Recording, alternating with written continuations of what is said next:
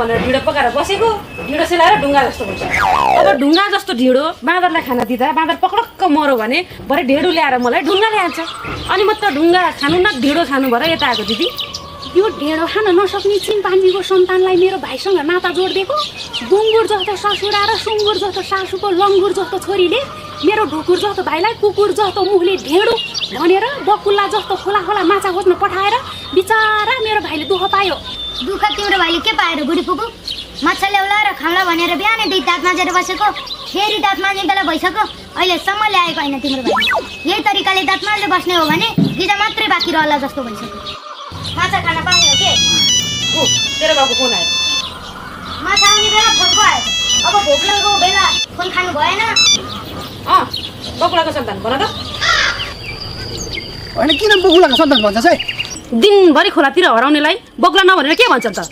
ढिला भइरहेको म घर सरासर आउनु छोडेर किन फोन गरेर हो त्यही ढिलो भएर त फोन गरेको नि खुसीको खबर चाहिँ के भन्दाखेरि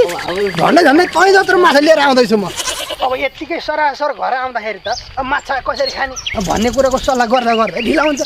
अब छोराले भन्ला ए झोलारेर खाउँ भन्ला तैँले भन्ला तिमी त्यो फ्राई गरेर खाउँ भन्ला मैले ग्रेभी हालेर खाउँ भन्ला त्यही भएर सल्लाह जति बाटोमा सकाएर घरमा आउने बित्तिकै आक्रमण उत्रिनु पर्छ भन्ने बुद्धि लाएर चाहिँ मैले बाटोबाट फोन गरेको हो क्या अनि त्यहाँ दिदी भेनालाई नि त्यो माछा र भात खानलाई पाउनु है 10 बजे खानुपर्ने खाना 4 बजिसक्यो अब हामीले खाना खाने दिदी भिहाजुले चाहिँ खाजा खाने त होला त चक्रे गाउँ बसेर घन पनि लिएर आउनु अनि घन चाहिँ किन फेरि अब ढुङ्गा जस्तो भइसक्यो ढिँडोको डल्ला केले फुटाएर खानु त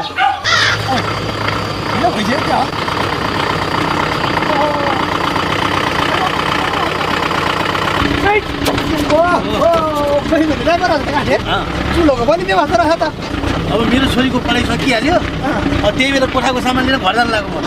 अब यो अनुवाद पढाइ ड्राइभर नि जहाँ पनि रोक्ने चिहान पऱ्यो भने त्यही भएर अलिअलि चाहिँ पकाइदियो मैले त्यस्तै पऱ्यो नि चामल भात पनि पकाइदिनु बैगुन भाइ मलाई एउटा सहयोग गर्नु पऱ्यो क्या तपाईँले त्यो सहयोग गर्नु भन्न मेरो घरमा सानो बच्चा र बुढी छ भन्ने तपाईँलाई थाहा छँदैछ तिनीहरूले यतिखेरसम्म खाना पकाएकै छैन बिचराहरू भोक लगाएर मर्नै आँट्यो होला यो माछालाई यहाँ पकाउनु पाए त घरसम्म पुग्दा त पाक्थ्यो नि त ए ल ल हुन्छ हुन्छ ज्यान त बचाउनु पऱ्यो नि ल पकाइहालौँ ल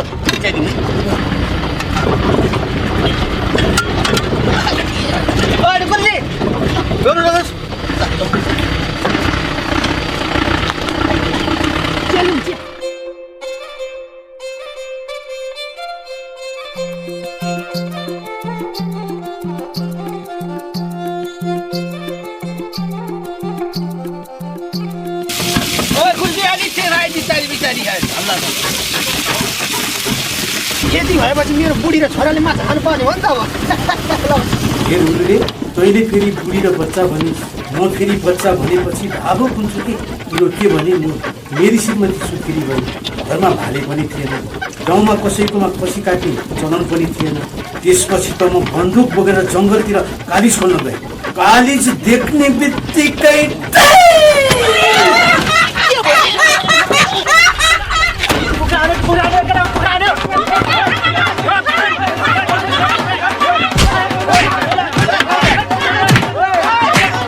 म ड्राइभर होइन क्या म ड्राइभर होइन किन होइन त भर्खर उता लुकेको किन तेरो जवाफ अहिले पछाडि दिउँ ल मेरो माछा डल्लिसक्यो क्या यहाँनिर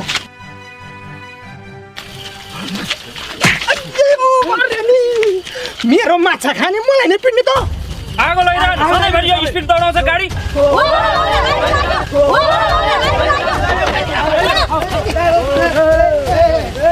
सिलिप्पै पारिहाल्यो नि एक केटा हो माछा नखाउने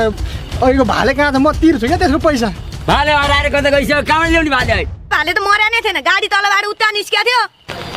भाले नि मराएर हिँड्छ त के खानु चाहिँ मलाई त नि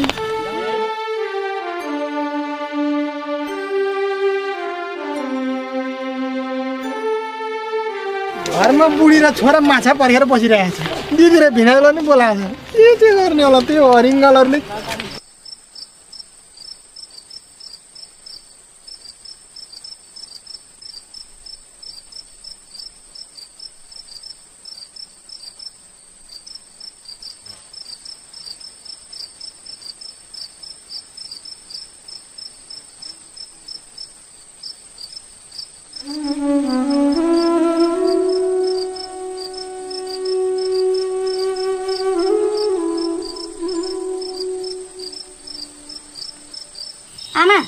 बाले त माछाको 3 पुस्ता ल्याउँछन् भनेको थियो त खै त माछा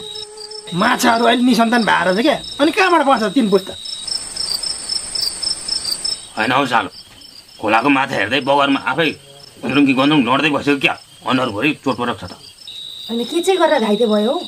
माछा पसार्न गएको मान्छे उल्टे माछाले चाहिँ पसारेर पठाइदियो कि क्या हो बिचरा मरासन्न भएर आएको बुढालाई भुइँमा लडाएर तेल घस्ने कि चेपाएर घस्ने सबैलाई नुन खुर्सानीसँग ढेँडो खुवा अनि यसलाई माथि लगेर बादलीमा लडाएर हावा खुवा ए नुन खुर्सानी खान पो बोलाएको हामीलाई त्यो नुन खुर्सानी त उतै पठाइदिएको भए भइहाल्थ्यो त त मलाई थुक्ने तँलाई त नमारी छोड्छ उहाँ मार बरु मलाई पनि मार छोरालाई पनि मार्दै अनि तर सन्चो हुन्छ सधैँभरि यसरी अनिकल नभएको जिन्दगी जिउनु भन्दा त मरेकै जाति पहिला कस्तो सिगर्मी नगर्मी